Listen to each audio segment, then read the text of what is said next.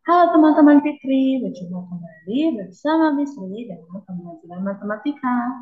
Untuk pembelajaran kita kali ini, kita akan belajar tentang kemungkinan penjumlahan dan kemungkinan pengurangan. Mari kita belajar bersama ya, friend ya.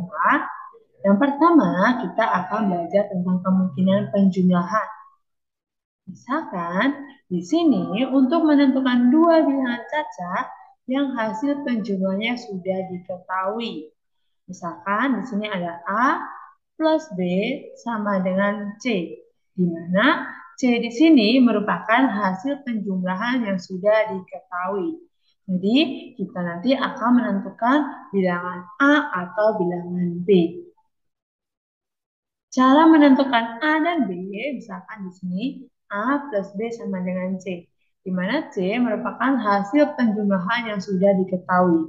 Maka A dan B itu merupakan bilangan yang lebih kecil dari C, di mana A itu merupakan bilangan lebih kecil dari C atau A kurang dari C, dan B merupakan pengurangan dari C, dengan A dalam kurung B sama dengan C dikurang A. Nah, jadi misalkan yang ditanya adalah bilangan A, cara mencarinya adalah kita mencari bilangan yang lebih kecil daripada C. Tetapi jika kita ingin mencari bilangan B, caranya adalah C dikurang dengan bilangan A. Begitu ya, friend ya. Untuk lebih jelasnya, mari kita coba latihan soal berikut ini. Misalkan di sini ada contoh soal. Buatlah 3 kemungkinan penjumlahan dari bilangan 80. Maka cara yang pertama, kita bisa lihat. Cara yang pertama yaitu misalkan A itu harus kurang dari 80. Misalkan A-nya kita isi dengan 70 karena 70 itu lebih kecil atau kurang dari 80. Maka untuk mencari bilangan B, tadi rumusnya adalah C dikurang A, di mana C itu merupakan 80 dan A itu adalah 70. Maka 80 dikurang 70 hasilnya adalah 10. Apakah benar 70 ditambah 10 hasilnya 80? Ya, benar. Itu untuk kemungkinan yang pertama. Kemudian, kemungkinan yang kedua, misalkan untuk A itu kan harus kurang dari 80. Kita isi dengan A-nya itu adalah 50. Maka untuk mencari B-nya adalah 80 dikurang 50, hasilnya adalah 30. Kemudian kemungkinan yang ketiga, misalkan lagi A-nya kita masukkan angka yang kurang dari 80 adalah 40. 40, maka B-nya kita dapat 80 dikurang 40, hasilnya adalah 40. Nah, itu tadi teman-teman 3 kemungkinan penjumlahan dari bilangan 80. Apakah masih ada lagi, Miss Ri? Ya, tentu masih ada lagi ya teman-teman ya. Teman-teman bebas menentukan kemungkinan penjumlahan dari bilangan 80. Oke, berikutnya kita akan belajar tentang kemungkinan pengurangan.